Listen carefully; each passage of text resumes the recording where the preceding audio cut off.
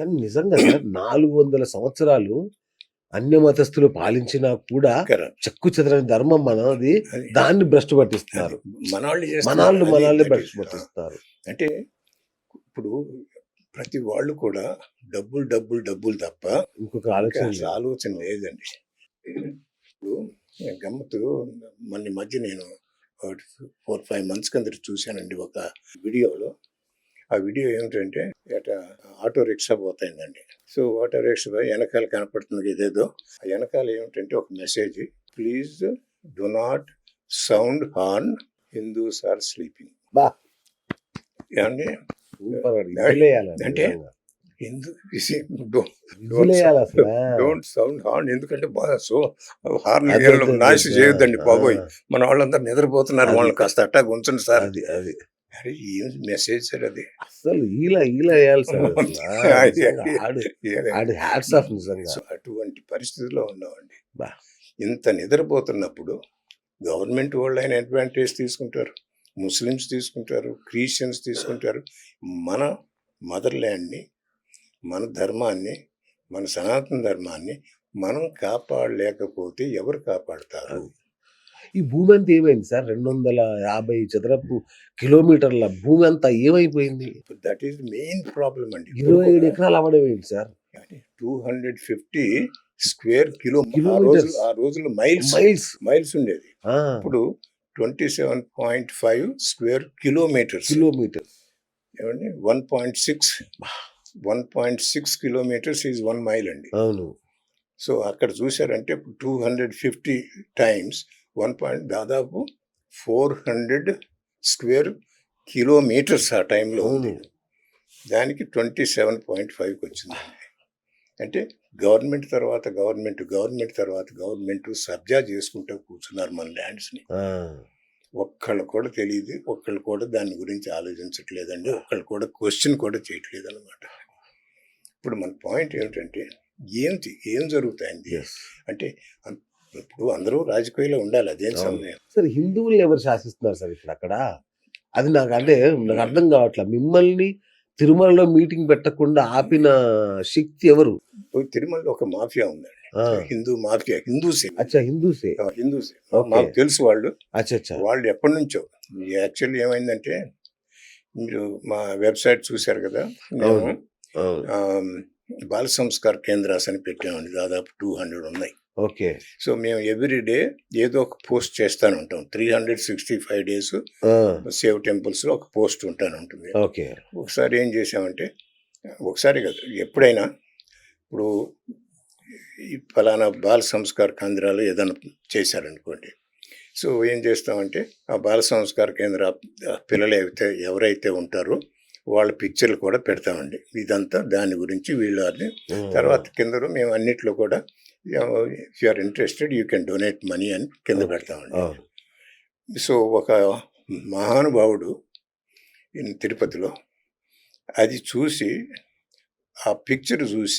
ఆ పిక్చరు ఎందుకంటే తిరుపతిని గురించి రాసినప్పుడు తిరుపతి వాళ్ళే ఉంటారు కదా, ఒక అమ్మాయిని పట్టుకుని, ఆ అమ్మ నీ పిక్చర్ ఉంది ఇందులో, కిందేమో డొనేషన్స్ యాక్సెప్టెడ్ అని ఉంది, అంటే వీళ్ళంతా డొనేషన్ కలెక్ట్ చేస్తున్నారు, నీ పిక్చర్ పెట్టుకుని డొనేట్ మీ పిక్చర్ పెట్టి వాళ్ళంతా డబ్బులు కలెక్ట్ చేస్తున్నారు, కాబట్టి మీరు ఫైల్ చేయండి, ఈ డబ్బులు నాకు రావాలని నా మీద ఫైల్ చేయించారండి.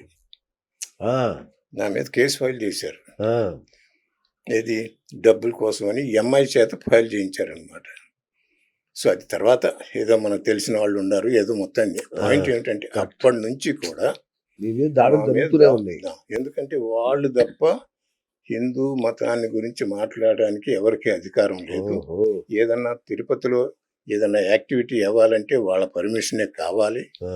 వాళ్ళ పర్మిషన్ లేకపోతే ఇటువంటి అడ్డులన్నీ పెడతారు.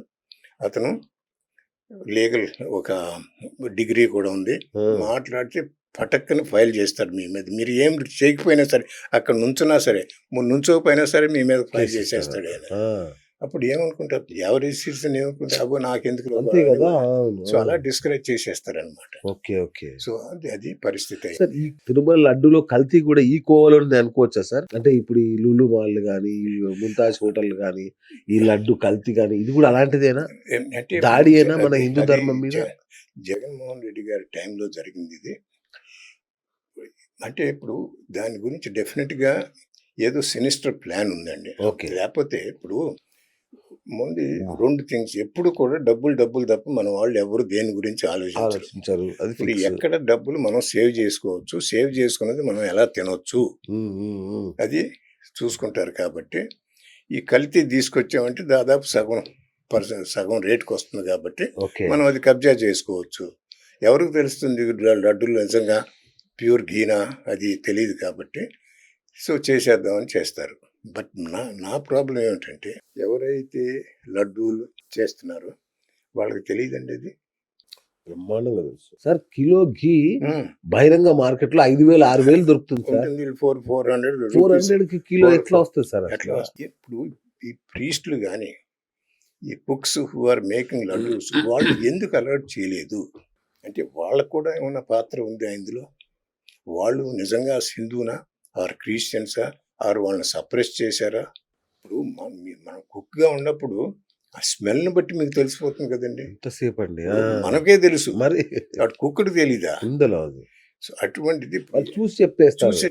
దాన్ని చూడంగానే చెప్పేస్తారు. వాళ్ళు స్మెల్ కూడా చేయాల్సిన అవసరంలా. ఆ లడ్డు షేప్ని బట్టి తెలిసిపోతుంది అది. అది ఎందుకు చేయలేదు అనేది కూడా ఒక పెద్ద క్వశ్చన్ అండి. దాని గురించి ఎవరు మాట్లాడలేదు, మరి ఎందుకో తెలియదు. ఎందుకంటే వీళ్ళు ఎందుకు అలౌట్ చేయలేదు అనేది ఎవరు ఇంతవరకు అనలేదు. అవును. వీళ్ళని SIT ఇన్వెస్టిగేట్ చేస్తుంది అనేది అంటున్నారు. సో అది ఒక ఇట్లాంటి ఒకదాని తర్వాత ఒకటి వస్తున్నాయండి. సో మనం ఏం చేయాలి? ఈ పుణ్యక్షేత్రం డిక్లేర్ చేయాలని ఉంది. అంటే పుణ్యక్షేత్రం ఏం చేయాలి? పుణ్యక్షేత్రం ఏం ఉండాలి, ఏం ఉండకూడదు? ఎందుకంటే ఇప్పుడు పుణ్యక్షేత్రం వల్ల ఏం సమస్యలు కొన్ని తీరాలి కదా. అందుకని మనం ఏమంటున్నామంటే ఈ కారిడార్ని పుణ్యక్షేత్రంగా డిక్లేర్ చేస్తే ఏముండొచ్చు ఏముండకూడదు అక్కడ. అది first thing. Any illegal churches కానీ మాస్క్ కానీ ఇల్లీగల్గా అంటే ఏమి పర్మిషన్ లేకుండా కట్టిన వాళ్ళని డెమలిష్ చేయటం ఇమీడియట్. సుప్రీంకోర్టు తీర్పు ప్రకారం ఆల్రెడీ ఒక 100 ఉన్నాయి అంటున్నారు కదా సార్. 100 అక్రమ కట్టినారు. 100 ఉన్నాయి. కూల్చారా? మరి కూల్చారా? ఉండాలి, ఖచ్చితంగా కూల్చేయాలి. ఎందుకంటే కూల్చారా? ఒకటన్నా లేదు. April 30th అండి, ఈ సంవత్సరం April 30th సుప్రీంకోర్టు బ్రహ్మాండమైన జడ్జిమెంట్ ఏమని, every illegal structure whether it is temple, whether it is church, whether it is mosque, they should be demolished. Right. Period. ఇంకా అసలు వాళ్ళు ఏం కండిషన్ లేవండి. ఇల్లీగల్ అనగానే పర్మిషన్ తీసుకోకపోతే లెక్క ప్రకారం ఏదైతే రూల్స్ ఉన్నాయో ఆ రూల్స్ ప్రకారం కనుక తీసుకోకపోతే డెమలిష్ చేయమని ఎమ్మటే చెప్పేసిందండి. సూపర్. అలాగే తర్వాత ఏంటి, మన వాళ్ళు రెగ్యులరైజేషన్ అని ఒకటి మొదలు పెట్టారు. ఏదో డబ్బులు ఇస్తారు, లేదు ఓకే మాకు పర్మిషన్ ఇచ్చామన్నట్టుగా వాళ్ళని అలౌ చేస్తారు. అది కూడా ఉండటానికి వీల్లేదని చెప్పిందండి సుప్రీంకోర్టు. ఇంకోటి హైకోర్టును కూడా కాస్త ఫోర్సిబుల్గా రాసింది. హైకోర్టు వాళ్ళు కూడా కేసుల్ని ఎమ్మటే పరిష్కరించండి, వెయిట్ చేయొద్దు అని వాళ్ళకు కూడా అంత గొప్ప జడ్జిమెంట్ మనం చూడలేదండి. అది ఇదంతా కూడా పంపామండి చంద్రబాబు నాయుడు గారికి, పవన్ కళ్యాణ్ గారికి, మన టోడా అంటే తిరుపతి అర్బన్ డెవలప్మెంట్ వాళ్ళందరికీ పంపామండి. ఒక్కడు కూడా పట్టించుకోవట్లేదు. కాదండి, పవన్ కళ్యాణ్ గారు హిందూ ధర్మ పరిరక్షకుడు అవతారం ఎత్తారు కదా. అవతారం మరి ఆయన ఏం చేయట్లేదు? ఆయన అడిగారు ఏమన్నా? మేము ఉత్తరాలు రాసి, మనకి డైరెక్ట్ కాంటాక్ట్ లేదు. ఉత్తరాలు మాత్రం అట్లీస్ట్ ఎవ్రీ 1 month నేను రాస్తానే ఉన్నాను. ఓకే. ఎందుకంటే ఇప్పుడు అంటే ఆయన పరిస్థితి ఎలా ఉందో మనకు తెలీదు. ఓకే. ఆయన డిప్యూటీ చీఫ్ మినిస్టర్ కాబట్టి ఆయనకి ఎక్కువ అధికారం ఉండదు. రైట్. బట్ కాకపోతే ఆయన పంచాయతీరాజ్ మినిస్టర్ కదా. అబౌట్ 4-5 months కిందట ఒక జీవో పంపారండి.